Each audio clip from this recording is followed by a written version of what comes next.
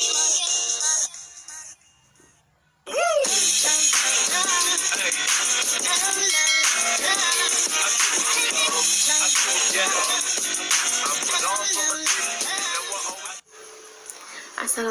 warahmatullahi wabarakatuh.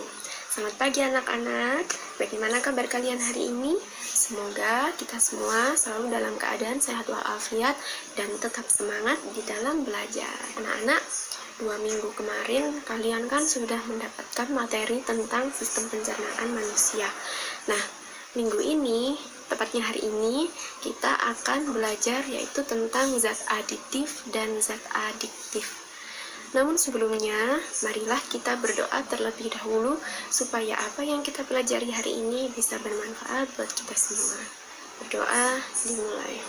Bismillahirrahmanirrahim.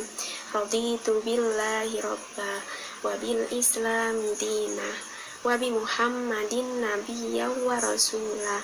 Rabbi zidni ilma warzuqni fahma waj'alni min ibadika sholihin.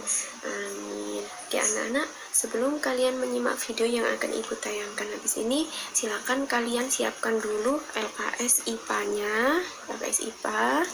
Kemudian kalian buka LKS-nya halaman 54. Nah, halaman 54 yaitu tentang zat aditif dan zat adiktif, bab 5 ya. Nah, untuk menambah wawasan kalian tentang apa itu zat aditif dan zat adiktif, silakan kalian simak materi video pembelajaran berikut ini. Anak-anak, ketika kalian berada di toko kue, apakah kamu pernah melihat kue yang berwarna-warni? Kira-kira bagaimana tampilan mereka? Sangat menarik, bukan? Selain kue, permen juga memiliki beraneka macam warna loh, yang tentu saja membuat kita ingin memakannya. Selain pada makanan, ada juga minuman yang berwarna-warni. Minuman tersebut juga menyediakan bermacam-macam rasa. Ada rasa jeruk, ada rasa stroberi, rasa anggur, rasa melon, dan sebagainya. Bagaimana pendapatmu tentang tampilan dan rasa makanan serta minuman tersebut? Pastinya sangat menggugah selera makan kalian, kan? Nah, maka dari itu, pada bab ini kita akan mempelajari zat-zat apa saja yang ditambahkan pada makanan dan minuman, serta zat-zat lain yang dapat menyebabkan seseorang jadi ketagihan. Nah, simak materinya dengan baik-baik ya. Oke, yang pertama kita akan membahas zat aditif. Namun sebelumnya, silahkan kalian buka LKS kalian halaman 54. Nah, yang pertama dulu, tahukah kamu apakah zat aditif itu?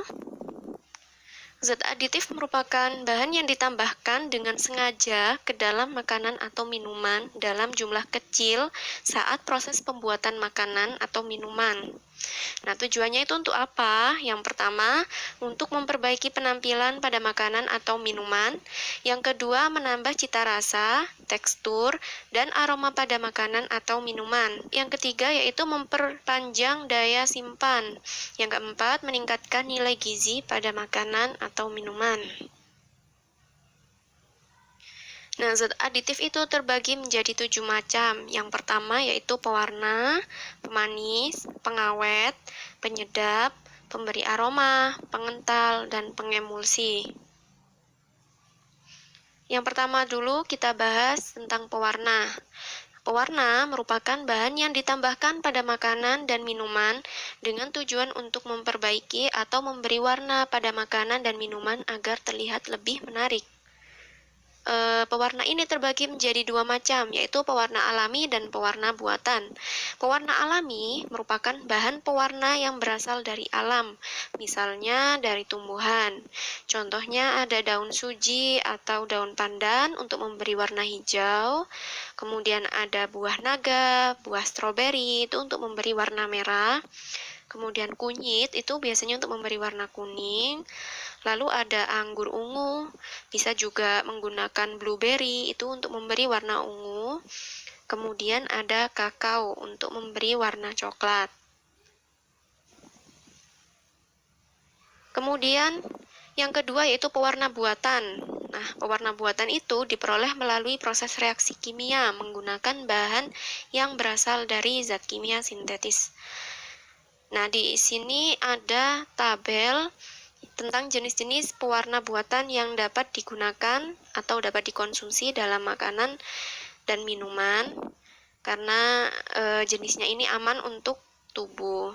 Namun, ada juga jenis-jenis pewarna buatan yang dilarang untuk dikonsumsi karena di sini akan menimbulkan efek negatif bagi kesehatan.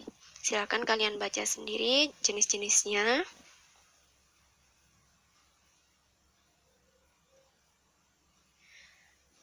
Nah, zat aditif pewarna ini memiliki kelebihan dan kekurangan masing-masing, baik itu pewarna alami maupun pewarna buatan. Untuk yang pewarna alami dulu, kelebihannya yang pertama yaitu lebih sehat karena tidak memiliki efek samping bagi tubuh karena berasal dari alam tadi sehingga tidak memiliki dampak yang buruk bagi kesehatan. Namun di balik kelebihannya itu ada juga kekurangannya. Yang pertama yaitu cenderung memberikan rasa dan aroma khas yang tidak diinginkan. Yang kedua, warnanya mudah rusak karena pemanasan.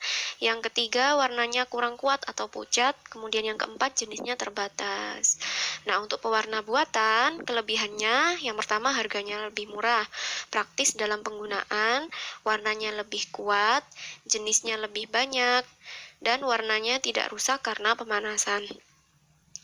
Kemudian untuk kekurangannya yaitu dapat menimbulkan efek samping untuk kesehatan apabila dikonsumsi secara berlebihan dalam jangka waktu yang panjang. Zat aditif yang kedua yaitu pemanis. Pemanis merupakan bahan yang ditambahkan pada makanan atau minuman yang berfungsi untuk menambah rasa manis.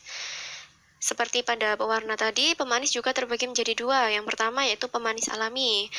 Bahan pemanis alami ini biasanya berasal dari alam, baik dari tumbuhan maupun dari hewan. Contohnya yaitu kelapa, kemudian ada gula pasir atau gula tebu, kemudian ada gula merah, ada gula aren, dan juga madu. Nah, untuk yang pemanis buatan ini digunakan sebagai bahan pengganti gula dan mempunyai rasa jauh lebih manis dibandingkan dengan pemanis alami. Pemanis buatan dapat digunakan bagi orang-orang yang tidak diperbolehkan mengonsumsi pemanis alami, misalnya pada orang yang menderita penyakit diabetes. Pemanis buatan ini tidak menghasilkan kalori dalam tubuh sehingga baik untuk orang yang sedang diet. Nah, di sini disajikan tabel perbandingan tingkat kemanisan pemanis buatan dengan pemanis alami. Nah, jadi pemanis buatan itu ada beberapa macam, seperti siklamat, aspartam, kalium asesulfam, dan sakarin. Zat aditif yang ketiga yaitu pengawet. Pengawet merupakan bahan yang ditambahkan pada makanan atau minuman yang berfungsi untuk menghambat kerusakan pada makanan atau minuman karena adanya mikroorganisme seperti bakteri dan jamur. Nah, ini biasanya jamur itu yang menyebabkan makanan kita menjadi cepat busuk. Pengawet ini terbagi menjadi dua, yaitu pengawet alami dan pengawet buatan. Pengawet alami yang pasti berasal dari alam, contohnya garam dan gula pasir. Nah, untuk pengawet buatan berasal dari sintetis bahan-bahan kimia. Nah, ini disajikan tabel jenis-jenis bahan-bahan pengawet buatan dan penggunaannya. Jadi banyak sekali jenis-jenisnya sesuai dengan kegunaannya. Silakan kalian baca. Nah, selain menggunakan bahan-bahan kimia dan bahan-bahan alami tadi, proses pengawetan juga dapat dilakukan dengan metode pemanasan, pendinginan, pembekuan, pengasapan, pengeringan, dan penyinaran. Zat aditif yang keempat yaitu penyedap. Penyedap adalah bahan yang ditambahkan pada makanan untuk meningkatkan cita rasa makanan. Penyedap alami berasal dari alam, baik dari tumbuhan maupun hewan. Contohnya bawang merah dan bawang putih, rempah-rempah, dan kaldu daging dan tulang. Nah, sedangkan untuk penyedap buatan ini umumnya digunakan pada makanan seperti vetsin atau micin. Masyarakat umumnya itu menyebutnya sebagai micin yang mengandung monosodium glutamat atau MSG, atau juga mengandung mononatrium glutamat atau MNG. Senyawa ini terbuat dari fermentasi tetes tebu dengan bantuan bakteri Micrococcus glutamicus. Nah, ini vetsin yang beredar di pasaran biasanya, sering kita lihat di pasaran. Nah, ahli kesehatan berpendapat bahwa penggunaan MSG yang berlebihan dapat menimbulkan penyakit sindrom restoran Cina atau Chinese Restaurant Syndrome dengan gejalanya yaitu pusing, mulut terasa kering, lelah, mual, dan sesak nafas. Yang kelima yaitu pemberi aroma. Pemberi aroma merupakan zat yang memberikan aroma tertentu pada makanan dan minuman. Seperti pada macam-macam zat aditif sebelumnya, pemberi aroma terbagi menjadi dua, yaitu pemberi aroma alami dan pemberi aroma buatan. Untuk yang alami, berasal dari bahan segar atau ekstrak dari bahan alami. Contohnya ada ekstrak nanas, kemudian ada ekstrak anggur, ada minyak atsiri, dan vanili. Untuk pemberi aroma buatan, nah pemberi aroma buatan ini merupakan senyawa sintetis yang sering disebut dengan esens. Misalnya amil kaproat, nah itu untuk memberi aroma apel. Amil asetat biasanya untuk memberi aroma pisang ambon, etil butirat memberi aroma nanas, vanilin untuk memberi aroma vanili, dan metil antranilat untuk memberi aroma buah anggur. Nah, ini contoh-contohnya essence yang beredar di pasaran. Pastinya kita tidak asing ya dengan essence seperti ini. Untuk yang keenam yaitu pengental. Pengental merupakan bahan tambahan yang digunakan untuk menstabilkan, memekatkan, atau mengentalkan makanan yang dicampurkan dengan air sehingga membentuk kekentalan tertentu. Bahan pengental alami biasanya itu menggunakan gelatin pada agar-agar. Jadi agar-agar itu bisa terbentuk agak padat itu karena adanya gelatin. Kemudian ada gum. Nah, gum ini biasanya ada di permen karet. Ya, jadi pembuatan permen karet itu menggunakan pengental jenis gum. Kemudian ada tepung tapioka. Kalau tepung tapioka itu biasanya pada pembuatan capcay itu menggunakan tapioka sehingga kuahnya itu kental. Nah, untuk pengemulsi, jenis yang ketujuh yaitu pengemulsi. Apa sih pengemulsi itu? Pengemulsi itu merupakan bahan tambahan yang dapat mempertahankan penyebaran lemak dalam air atau sebaliknya.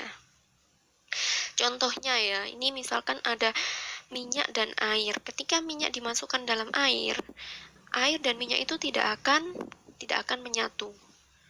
Nah, jika minyak dan air itu ditambahkan dengan sabun deterjen, maka ketika diaduk atau dicampurkan bahan-bahan itu tadi, maka minyak dan air tersebut akan bercampur menjadi satu. Karena apa? Karena adanya sabun deterjen ini tadi.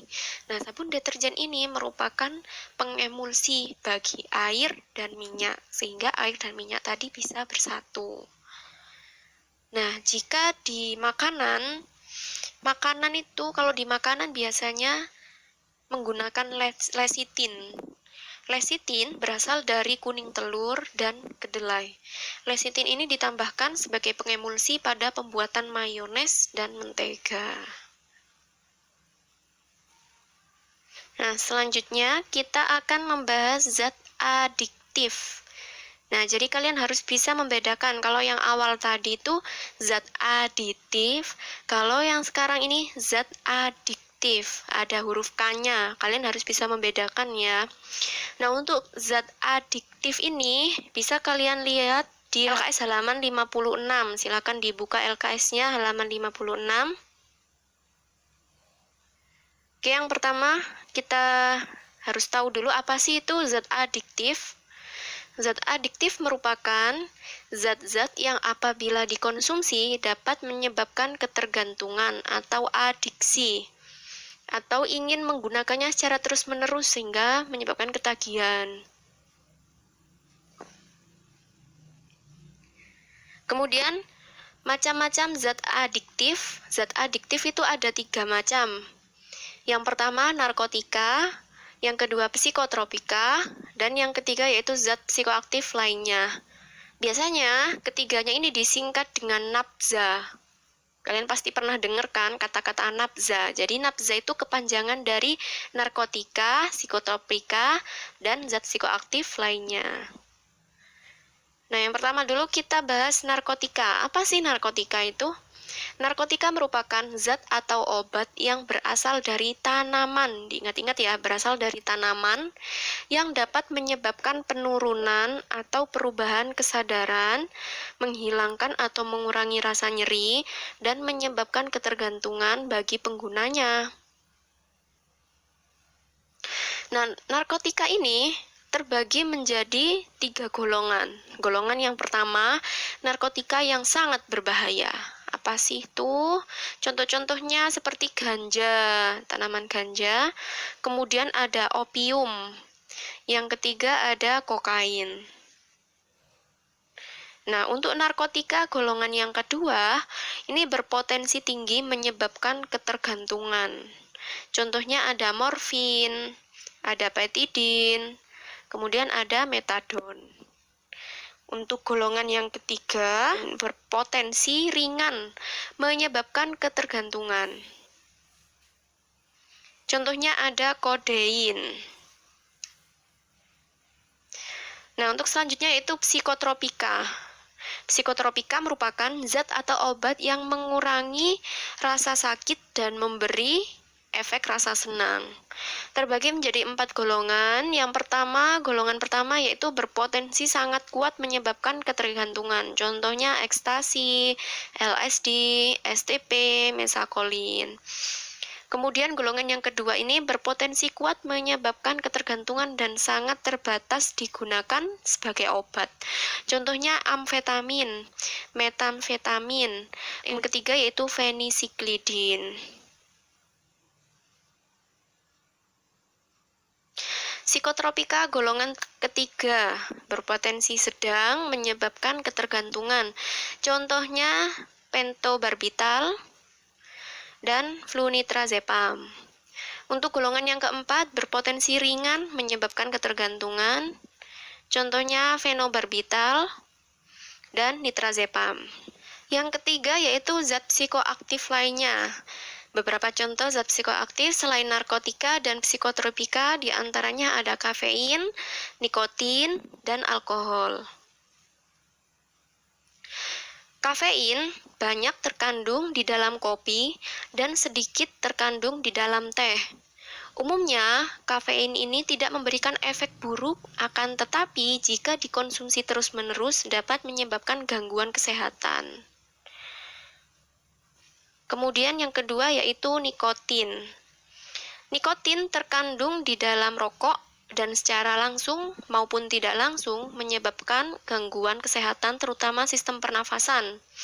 Zat berbahaya di dalam rokok yaitu karbon monoksida atau CO, nikotin, tar, nitrogen oksida, gas hidrogen sianida, amonia, dan metanol. Kemudian yang ketiga yaitu alkohol yang dapat memabukkan. Masih tetap ada di LKS halaman 56. Berikut ini beberapa dampak penggunaan zat adiktif bagi kesehatan. Di antaranya, honey, honey, you are my candy girl, and you got me wanting you. Honey, oh sugar, sugar, you are my candy girl, and you got me wanting you. I Just can't believe the loveliness of them.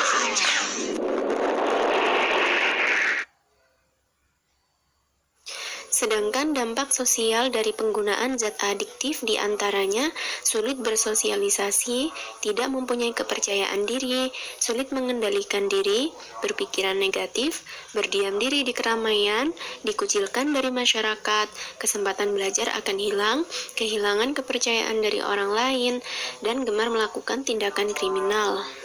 Nah, selanjutnya yaitu upaya-upaya pencegahan diri sendiri agar terhindar dari narkoba. Yang pertama yaitu mengenal dan menilai diri sendiri. Yang kedua, meningkatkan rasa percaya diri. Yang ketiga, memilih pergaulan yang baik. Dan yang keempat, memperkuat iman dan takwa kepada Tuhan.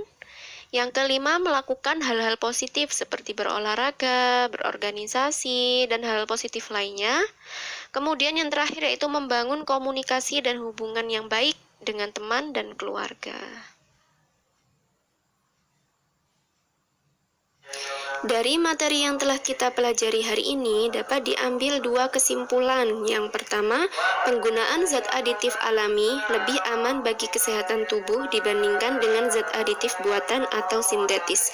Hal ini disebabkan karena zat aditif alami terbuat dari bahan alam, sedangkan zat aditif buatan diperoleh melalui proses kimia yang bahan baku pembuatannya berasal dari bahan kimia.